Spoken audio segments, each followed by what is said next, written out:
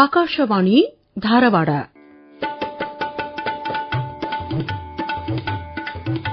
ಕೇಳಿ doctor SR Ramanagoudar ಆರೋಗ್ಯದಂಗಳ ಕಾರ್ಯಕ್ರಮ ಸರಣಿ.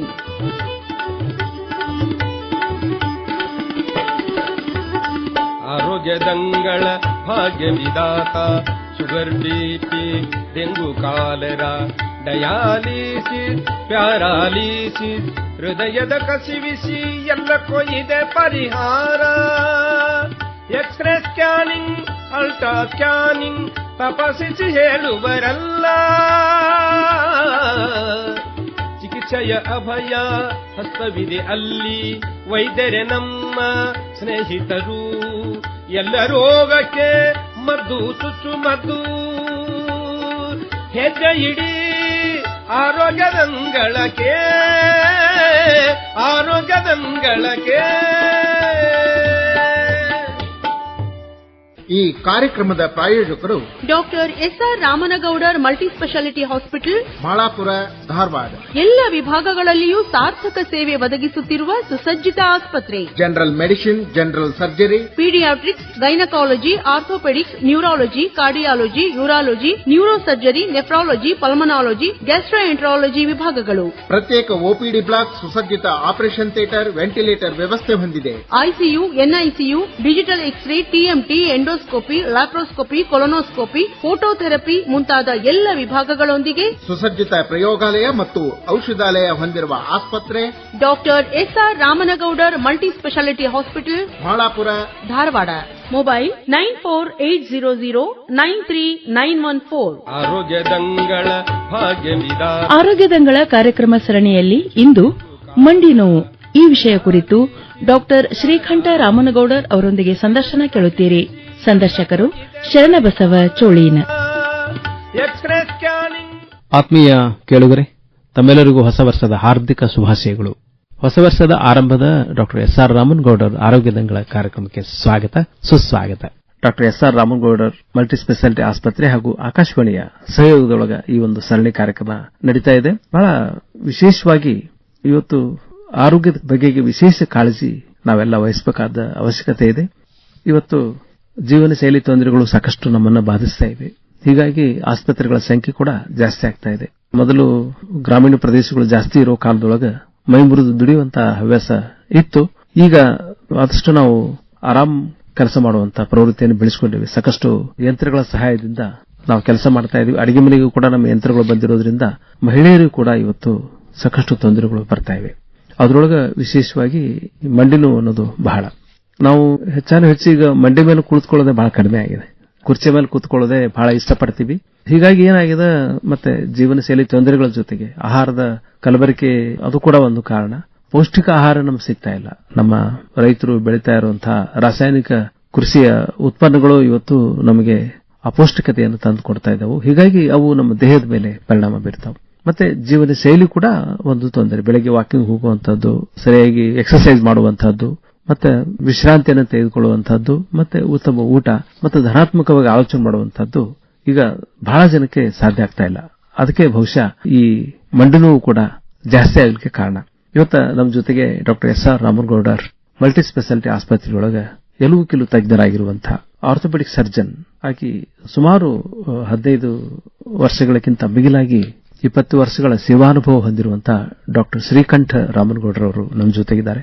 ಅವರು ಧಾರವಾಡದ ಒಬ್ಬ ಜನಪ್ರಿಯ ಎಲುವು ಮತ್ತು ಕೀಲು ತಜ್ಞರು. ಸಾಕಷ್ಟು ಜನರಿಗೆ ಅವರು ಆಪರೇಷನ್ ಮಾಡಿದ್ದಾರೆ. ಮತ್ತೆ ವಿಶೇಷವಾಗಿ ಅವರಿಗೆ ಅಭಯಹಸ್ತ ನೀಡುವುದರೊಳಗೆ, ಒಂದು ಆಶ್ವಾಸನೆ ನೀಡುವುದರೊಳಗೆ ಅವರು ಬಹಳ ಸಿದ್ಧಹಸ್ತರು. ಹೀಗಾಗಿ ಸಾಕಷ್ಟು ರೋಗಿಗಳಿಗೆ ಅವರಿಂದ ಅನುಕೂಲವಾಗಿದೆ.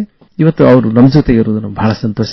ಡಾಕ್ಟರ್ ಶ್ರೀಕಂಠ ರಾಮನಗೌಡರ್ ಅವರನ್ನ ನಿಮ್ಮೆಲ್ಲರ ಪರವಾಗಿ ನಾವು ಸ್ವಾಗತ ಮಾಡ್ತಾ ಇದ್ದೇವೆ. ನಮಸ್ಕಾರ ಡಾಕ್ಟರ್ ಶ್ರೀಕಂಠ ರಾಮನಗೌಡರ್ ಅವರೇ.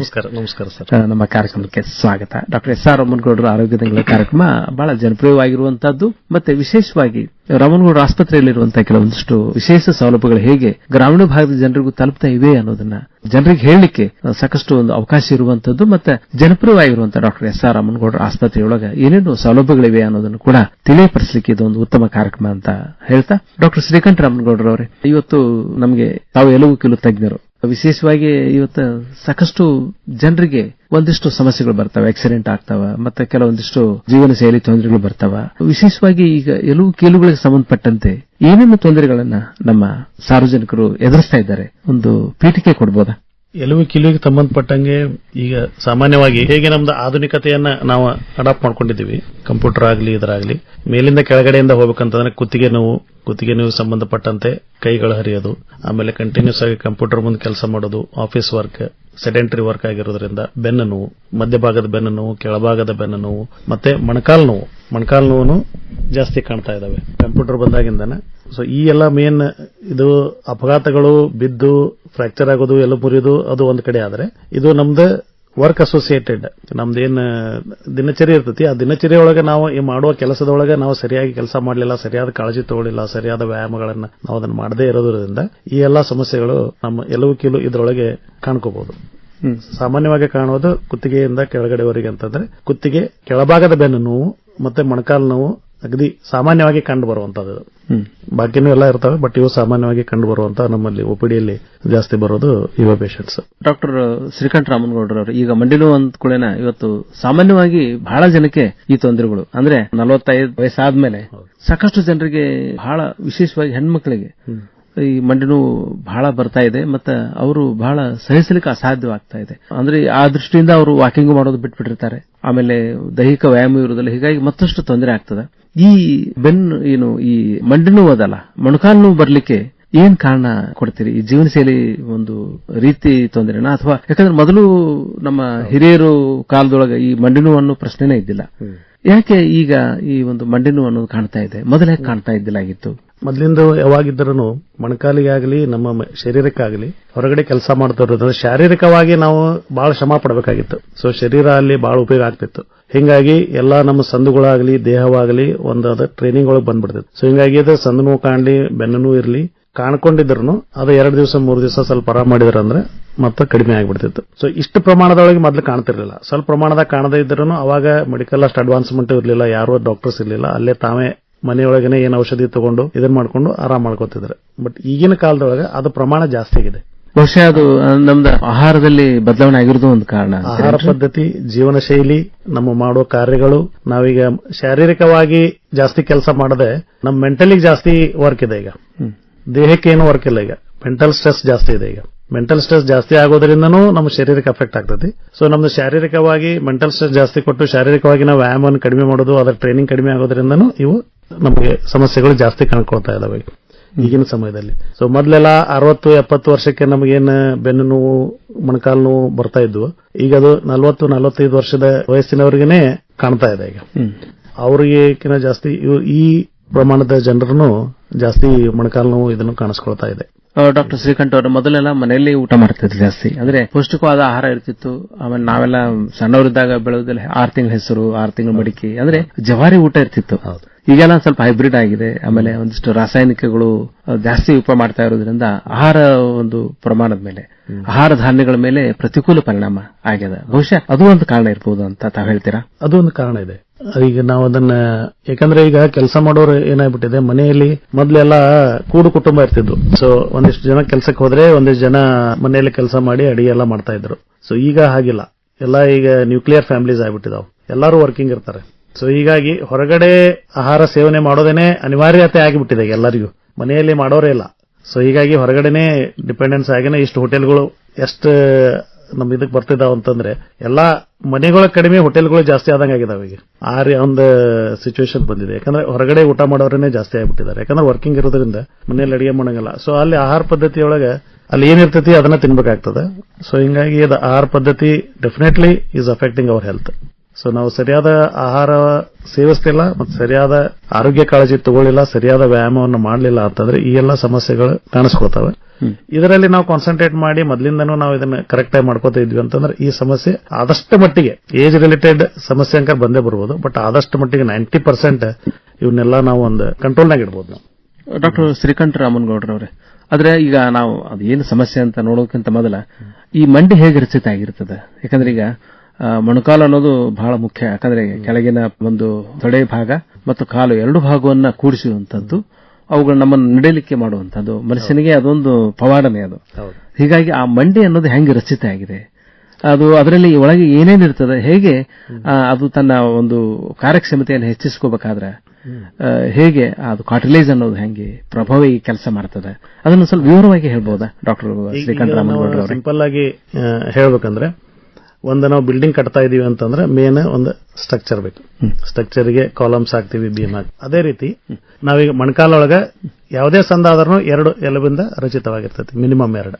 ಆ ಕಡೆ ಒಂದು ಎಲುಬು, ಈ ಕಡೆ ಒಂದು ಎಲೆಗಾದಾಗ ಸಂದ ಆಗೋದು. ಸೊ ಇದರಲ್ಲಿ ಮೇಲಿಂದ ತೊಡೆ ಭಾಗದಿಂದ ಒಂದು ಮೂಳೆ ಫೀಮರ್ ಅಂತೀವಿ, ಕೆಳಗಡೆ ಭಾಗದ ಒಂದು ಮೂಳೆ ಟಿಬಿಯಾ ಅಂತೀವಿ. ಇದೆರಡೂ ಸಂದುಗಳು ಸೇರಿ ಮೊಣಕಾಲಾಗಿರ್ತದೆ. ಇದ್ರ ಮೇಲೆ ಒಂದು ಪಟೆಲಾ ಅಂತೇಳಿ ಮೊಣಕಾಲದ ಚಿಪ್ ಅಂತೀವಿ. ಸೊ ಆ ಚಿಪ್ ಇರುತ್ತೆ. ಇದು ನಮ್ದು ಮೇನ್ ಸ್ಟ್ರಕ್ಚರ್ ಇದ್ದಂಗೆ. ಬಟ್ ಇದು ಕೆಲಸ ಮಾಡ್ಲಿಕ್ಕೆ ಒಳಗಡೆ ಸಂದುಗಳು ತಿಕ್ಕಬಾರದು ಅಂತೇಳಿ ಎಲುಬಿನ ಮೇಲೆ ಗ್ಲಾಸ್ ಟೈಪ್ ಲೇಯರ್ ಇರ್ತದೆ, ಕಾರ್ಟಿಲೇಜ್ ಅಂತೀವಿ. ಸೊ 2 ಎಲುಬಿಗಿರುತ್ತೆ ಮತ್ತೆ ಪಟೆಲಾ ಬೋನಿಗೂ ಇರುತ್ತೆ. ಸೊ ಇದನ್ನು ಚಲನವಲನ ಆಗುವಾಗ ಅದ್ರ ಮೇಲೆ ಅದು ಸ್ಮೂತ್ ಮೂವ್ಮೆಂಟ್ ಆಗಲಿ ಅಂತ ಹೇಳಿ. ಸೊ ಎಲುಬಿನ ಮೇಲೆ ಜಾಸ್ತಿ ಬರಬಾರ್ದು ಅಂತ ಹೇಳಿ ಅದ್ರ ಮೇಲೆ ಮತ್ತೆ ಮೆನಿಸ್ಕಸ್ ಅಂತ ಇರ್ತವೆ.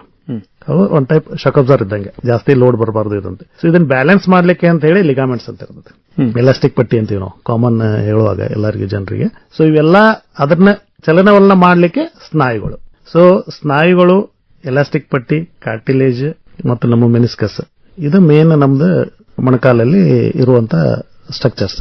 ಇವೆಲ್ಲಾ ಸೇರಿ ಕೆಲಸ ಮಾಡ್ತಾ ಇರ್ತವೆ. ಇದರಲ್ಲಿ ಒಂದ್ ಏನಾದರೂ ಅಫೆಕ್ಟ್ ಆದ್ರೂ, ಲಿಗಾಮೆಂಟ್ ಡ್ಯಾಮೇಜ್ ಆಯ್ತು, ಇಂಬ್ಯಾಲೆನ್ಸ್ ಆಗ್ತದೆ, ಸರಿಯಾದ ಬ್ಯಾಲೆನ್ಸ್ ಇರಂಗಿಲ್ಲ, ವೀಲ್ ಅಲೈನ್ಮೆಂಟ್ ತಪ್ತು ಅಂತ ನೋಡ್ರಿ, ಎಲ್ಲ ಡ್ಯಾಮೇಜ್ ಆಗ್ಬಿಡುತ್ತೆ. ಹಂಗ ಅದು ಸಂಧಿಗೆ ಪ್ರಾಬ್ಲಮ್ ಕೊಡ್ತೈತಿ. ಸ್ನಾಯುಗಳು ಅಶಕ್ತ ಆದವು ಅಂತಂದ್ರೆ ಜಾಯಿಂಟ್ ಮೇಲೆ ಜಾಸ್ತಿ ಲೋಡ್ ಬರ್ತೈತಿ, ಹಿಂಗಾಗಿ ಅದನ್ನು ಸಂಧಿಗೆ ಅಫೆಕ್ಟ್ ಮಾಡ್ತೈತಿ. ಆಮೇಲೆ ಕಾರ್ಟಿಲೇಜ್ ಡ್ಯಾಮೇಜ್ ಆದ್ರೂ ತಿಕ್ಕೋದ್ರಿಂದ ಅಲ್ಲಿ ನೋವು ಬರಾಕ್ ಸ್ಟಾರ್ಟ್ ಆಗ್ತೈತಿ. ಮೆನಿಸ್ಕಸ್ ಡ್ಯಾಮೇಜ್ ಆದ್ರೂ ಅದು 2 ಎಲ್ಬಿ ನಡಕ್ ಸಿಕ್ಕೊಳ್ಳೋದ್ರಿಂದ ಅದರಿಂದನೂ ನೋವು ಬರಾಕ್ ಸ್ಟಾರ್ಟ್ ಆಗ್ತದೆ. ಸೊ ಇಲ್ಲಿ ನಾವು ಮೊಣಕಾಲು ನೋವು ಏಜ್ ರಿಲೇಟೆಡ್ ಸ್ವಲ್ಪ ಜಾಸ್ತಿ ವಯಸ್ಸಾದವರಲ್ಲಿ ನೋಡಿದಾಗ ಕಾರ್ಟಿಲೇಜ್ ಜಾಸ್ತಿ ಡ್ಯಾಮೇಜ್ ಆಗಿರೋದ್ರಿಂದ ಅದು ನೋವು ಆಗೋದ್ರಿಂದ ಜಾಸ್ತಿ ಕಾಣ್ಕೋತಾ ಇರ್ತೈತಿ. ಸ್ವಲ್ಪ ಕಡಿಮೆ ಏಜ್, ಈಗ 45 ವರ್ಷದಲ್ಲಿ ಇದ್ದಾಗ ಕಾರ್ಟಿಲೇಜ್ ಡ್ಯಾಮೇಜ್ ಕಿನ್ನ ಜಾಸ್ತಿ ನಮ್ದು ಸ್ನಾಯುಗಳು ಅಶಕ್ತ ಆಗಿರೋದ್ರಿಂದ, ಚಲನವಲನ ಕಡಿಮೆ ಆಗಿರೋದ್ರಿಂದ, ಕೂತು ಬಹಳ ಕೆಲಸ ಮಾಡೋದ್ರಿಂದ ಅದನ್ನ ನಾವು ಮಸಲ್ ಸ್ಟ್ರೇನ್ ಮಾಡ್ಕೊಂಡಿರಂಗಿಲ್ಲ. ಸೊ ಎಲ್ಲಾ ಲೋಡ್ ಜಾಯಿಂಟ್ ಮೇಲೆ ಜಾಸ್ತಿ ಬರ್ತಿರ್ತಾ ಇದೆ. ಹೀಗಾಗಿ ಅದು ಮೊಣಕಾಲು ನೋವು ಕಾಣಿಸ್ಕೊತದೆ. ಸೊ ನಾವು ಏನೇ ಟ್ರೀಟ್ಮೆಂಟ್ ಮಾಡುವಾಗ ಇವೆಲ್ಲಾ ಇವನ್ನ ಪಾಯಿಂಟ್ಸ್ ಅನ್ನು ಕನ್ಸಿಡರ್ ಮಾಡಿ ಅದರ ಪ್ರಕಾರ ನಾವು ಚಿಕಿತ್ಸೆಯನ್ನು ಕೊಟ್ರೆ ಅದನ್ನ ನಾವು ಕಂಟ್ರೋಲ್ ನಲ್ಲಿ ಇಡಬಹುದು, ಮತ್ತೆ ಜಾಸ್ತಿ ನೋವು ಬರಲಾರ್ದಂಗೆ ಕಾಯ್ಕೋಬಹುದು. ಡಾಕ್ಟರ್ ಶ್ರೀಕಂಠ ರಾಮನಗೌಡರವರೇ, ಈಗ ತಾವು ಹೇಳ್ತಾ ಇದ್ದೀರಾ ಅಂದ್ರೆ ಏಜ್ ರಿಲೇಟೆಡ್ ಕೆಲವೊಂದಿಷ್ಟು ತೊಂದರೆಗಳು ಬರ್ತದೆ. ಆಮೇಲೆ ಮುಖ್ಯವಾಗಿ ಇನ್ನೊಂದು ಹೇಳಿದ್ರೆ ತಾವು ಸ್ನಾಯುಗಳ ಒಂದು ತೊಂದರೆ, ಯಾಕಂದ್ರೆ ಸರಿಯಾದ ಎಕ್ಸರ್ಸೈಸ್ ಆಗಿಲ್ಲ, ಸರಿಯಾದ ಮೂವ್ಮೆಂಟ್ ಚಲನೆ ಆ ಒಂದು ಭಾಗದಲ್ಲಿ ಆಗಿಲ್ಲ ಅಂದ್ರೆ ಆ ಸ್ನಾಯುಗಳು ವೀಕ್ ಆಗ್ತವೆ. ಯಾವಾಗಲೂ ಆಕ್ಸಿಡೆಂಟ್ ಆದ್ಮೇಲೆ ಖಂಡಿತವಾಗಿ ರೆಸ್ಟ್ ಮಾಡಿದಾಗ ತಾವು ಫಿಸಿಯೋಥೆರಪಿ ಹೇಳ್ತಿರ್ತಾರೆ. ಸೊ ಹೀಗಾಗಿ ಇವರು ಆಕ್ಸಿಡೆಂಟ್ ಆಗದೇನೆ ಕೆಲವೊಂದು ಆಲಸಿ ಪ್ರವೃತ್ತಿಯಿಂದ ಆ ಒಂದು ಭಾಗಕ್ಕೆ ಒಂದಿಷ್ಟು ವ್ಯಾಯಾಮ ಕೊಡದೇ ಇರೋದ್ರಿಂದ, ಜಾಸ್ತಿ ಓಡಾಡದೇ ಇರೋದ್ರಿಂದ ಅದು ಬಹುಶಃ ಸ್ನಾಯುಗಳು ವೀಕ್ ಆಗ್ತಾವ.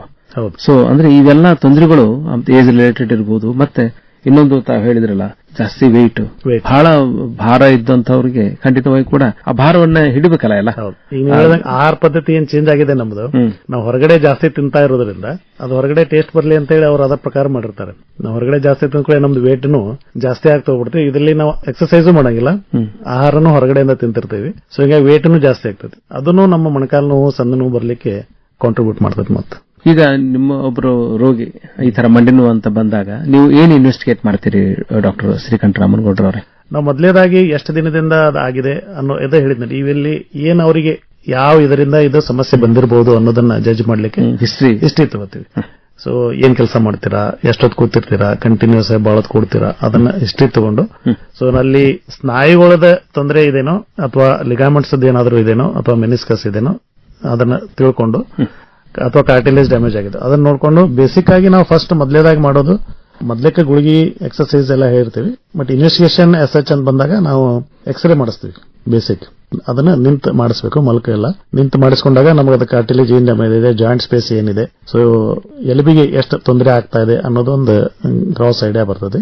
ಬಟ್ ಮೆನಿಸ್ಕಸ್ ಲಿಗಾಮೆಂಟ್ ಇಂಜುರಿ ಏನಾದ್ರು ಸಸ್ಪೆಕ್ಟ್ ಮಾಡಿದೀವಿ ಅಂತಂದ್ರೆ ನಾವು MRI ಮಾಡಿಸ್ತೀವಿ. ಒಳಗಡೆ ಮೆನಿಸ್ಕಸ್ ಏನಾದ್ರು ಡ್ಯಾಮೇಜ್ ಆಗಿದ್ರೆ ಅದು ಎಕ್ಸ್ರೇದಲ್ಲಿ ಕಾಣೋದಲ್ಲ. ಸೊ ಅವಾಗ ನಾವು MRI ಮಾಡಿಸ್ತೀವಿ. ಸೊ ಬೇಸಿಕಲಿ ಮೊಣಕಾಲು ನೋವು ಅಂತ ಬಂದಾಗ ಯಂಗ್ ಜನರೇಷನ್ ಇವರು ಬಂದ್ರೆ ಎಕ್ಸ್ರೇ, ಅದನ್ನ ಬಿಟ್ಟು MRI, ಇವು ಮೇನ್ ಬೇಸಿಕ್ ಮಾಡ್ತೀವಿ. ಕೆಲವೊಂದಿಷ್ಟು ಮೆಟಬಾಲಿಕ್ ಇದ್ರ ಸಂಬಂಧ ಗೌಟ್ ಅಂತೀವಿ, ಯೂರಿಕ್ ಆಸಿಡ್ ಜಾಸ್ತಿ ಆಗೋದ್ರಿಂದ ಕೆಲವೊಮ್ಮೆ ನೋವು ಬರೋ ಚಾನ್ಸ್ ಇರ್ತದೆ. ಬಟ್ ಹಂಗ ಹೋದ್ರೆ ಅದು ಬಾಳ ಇರ್ತದೆ. ಹಂಗೇನಾರ ಸಸ್ಪೆಕ್ಟ್ ಮಾಡಿದ್ವಿ ಅಂತಂದ್ರೆ ಯೂರಿಕ್ ಆಸಿಡ್ ಇದನ್ನ ಸ್ವಲ್ಪ ಬ್ಲಡ್ ಟೆಸ್ಟ್ ಇವಿದ್ರೆ ಅಥವಾ ನಮ್ದು ಸಂಧಿವಾತ ಅಂತೀವಿ, ಸೊ ಆ ಟೈಪ್ ಆಫ್ ಏನಾರ ಸಸ್ಪೆಷನ್ ಬಂದಿದ್ರೆ ಅದಕ್ಕೆ ರಿಲೇಟೆಡ್ ಬ್ಲಡ್ ಟೆಸ್ಟ್ ಮಾಡಿಸ್ತೀವಿ. ಅಂದ್ರೆ ಈ ತರ ಮಂಡಿ ನೋವು ಇರುವಂತಹ ರೋಗಿಗಳು ಈಗ ನಿಮ್ಮಲ್ಲಿ ಬರೋ ಸಂಖ್ಯೆ ಜಾಸ್ತಿ ಆಗಿದೆ. ಹೌದು. ಡಾಕ್ಟರ್ ಶ್ರೀಕಂಠ ರಾಮನಗೌಡರವರೇ, ಬಹಳ ವಿಸ್ತೃತವಾಗಿ ಅಂದ್ರೆ ಹೇಗೆ ಮಂಡಿ ನೋವು ನಮ್ಮ ಜನರಲ್ಲಿ ಬರ್ತಾ ಇದೆ, ಜೀವನ ಶೈಲಿ ತೊಂದರೆಗಳು ಏನು ಬಹಳ ಇವತ್ತು ನಮ್ಮನ್ನ ಬಾಧಿಸ್ತಾ ಇವೆ, ಮತ್ತೆ ವಿಶೇಷವಾಗಿ ನಮ್ಮ ಮನೆಯಲ್ಲಿರೋ ಸೋಫಾನೇ ನಮ್ಮ ವೈರಿ ಅಂತ ಹೇಳ್ತಾರೆ. ಎಷ್ಟೋ ಜನ ಟಿವಿಯಲ್ಲಿ ಕುತ್ಕೊಂಡ್ಬಿಡ್ತಾರೆ, ಅವು ಕೆಲಸ ಮಾಡೋದಿಲ್ಲ. ಅಡಿಗೆ ಮನೆಯಲ್ಲಿ ಕೂಡ ಸಾಕಷ್ಟು ಯಂತ್ರಗಳು ಬಂದಿದೆ, ಹೆಣ್ಮಕ್ಳಿಗೆ ಕೂಡ ತೊಂದರೆ ಆಗಿದೆ, ಹೊರಗಡೆ ವಾಕಿಂಗ್ ಮಾಡಲ್ಲ, ಕೆಳಗಡೆ ಕೂತು ಊಟ ಮಾಡೋದು ಕಡಿಮೆ ಆಗ್ಬಿಟ್ಟದ್ರಿ. ಹೌದು, ಹೀಗೆ ಕುರ್ಚಿ ಆಶ್ರಯ ಮಾಡೋದ್ರಿಂದ ಈ ಮಂಡಿ ನೋವು ಬೇಗನೆ ಬರ್ಲಿಕ್ಕೆ ಕಾರಣ ಆಗಿದೆ. ಬಹುಶಃ ಸಾಕಷ್ಟು ಮುಂದಿನ ಕಾರ್ಯಕ್ರಮದೊಳಗ ಈ ಮಂಡಿ ನೋವು ಇದಕ್ಕೆ ಪರಿಹಾರ ಏನು ಅನ್ನೋದ್ರ ಬಗ್ಗೆ ನಾವು ವಿಸ್ತೃತವಾಗಿ ಚರ್ಚೆ ಮಾಡೋಣಂತೆ. ಎಲ್ಲ ಆತ್ಮೀಯ ಪರವಾಗಿ ಡಾಕ್ಟರ್ ಶ್ರೀಕಂಠ ರಾಮನಗೌಡರವರೇ, ಡಾಕ್ಟರ್ SR ರಾಮನಗೌಡರು ಆರೋಗ್ಯ ದಂಗಳ ಕಾರ್ಯಕ್ರಮದೊಳಗೆ ಆರಂಭಿಕ ಮಾಹಿತಿಯನ್ನು ತಾವು ಹೇಳಿದ್ರಿ. ಮಂಡಿ ನೋವು ಬರ್ಲಿಕ್ಕೆ ಕಾರಣ ಏನು, ಮತ್ತೆ ಆಮೇಲೆ ಏನು ಮಂಡಿ ಒಳಗ ಏನೇನು ಅಂಗಗಳಿರ್ತದೆ, ಸಣ್ಣ ಸಣ್ಣ ಒಂದು ಬದಲಾವಣೆ ಆದ್ರೂ ಕೂಡ ಏನು ತೊಂದರೆ ಆಗ್ತಾ ಅನ್ನೋದ್ರ ಬಗ್ಗೆ ವಿಸ್ತೃತವಾಗಿ ಹೇಳಿದ್ರಿ. ನಮ್ಮ ಆತ್ಮೀಯ ಕೇಳುಗರ ಪರವಾಗಿ ತಮಗೆ ಪೂರ್ವಕ ಧನ್ಯವಾದಗಳು. ನಮಸ್ಕಾರ. ಅಲ್ಟ್ರಾ ಸ್ಕ್ಯಾನಿಂಗ್ ಆರೋಗ್ಯ ದಂಗಳ ಕಾರ್ಯಕ್ರಮ ಸರಣಿಯಲ್ಲಿ ಇದುವರೆಗೂ ಮಂಡಿ ನೋವು ಈ ಕುರಿತು ಡಾಕ್ಟರ್ ಶ್ರೀಕಂಠ ರಾಮನಗೌಡರ್ ಅವರೊಂದಿಗೆ ನಡೆಸಿದ ಸಂದರ್ಶನ ಪ್ರಸಾರವಾಯಿತು. ಇವರನ್ನು ಸಂದರ್ಶಿಸಿದವರು ಶರಣಬಸವ ಚೋಳೀನ್. ಸಂಕಲನ ಅನಂತ ಪಾಟೀಲ್. ಹೆಜ್ಜೆ ಇಡೀ ಆರೋಗ್ಯದಂಗಳಕ್ಕೆ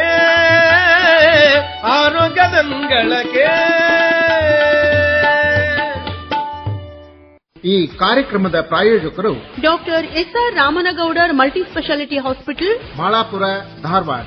ಎಲ್ಲ ವಿಭಾಗಗಳಲ್ಲಿಯೂ ಸಾರ್ಥಕ ಸೇವೆ ಒದಗಿಸುತ್ತಿರುವ ಸುಸಜ್ಜಿತ ಆಸ್ಪತ್ರೆ. General medicine, general surgery, paediatrics, gynaecology, orthopaedics, neurology, cardiology, urology, neuro surgery, nephrology, pulmonology, gastroenterology ವಿಭಾಗಗಳು. ಪ್ರತ್ಯೇಕ OPD ಬ್ಲಾಕ್, ಸುಸಜ್ಜಿತ ಆಪರೇಷನ್ ಥಿಯೇಟರ್, ವೆಂಟಿಲೇಟರ್ ವ್ಯವಸ್ಥೆ ಹೊಂದಿದೆ. ICU, NICU, digital x ray, TMT, endoscopy, laparoscopy, colonoscopy, phototherapy ಮುಂತಾದ ಎಲ್ಲ ವಿಭಾಗಗಳೊಂದಿಗೆ ಸುಸಜ್ಜಿತ ಪ್ರಯೋಗಾಲಯ ಮತ್ತು ಔಷಧಾಲಯ ಹೊಂದಿರುವ ಆಸ್ಪತ್ರೆ doctor SR Ramanagoudar multi speciality hospital, Malapura, Dharwad.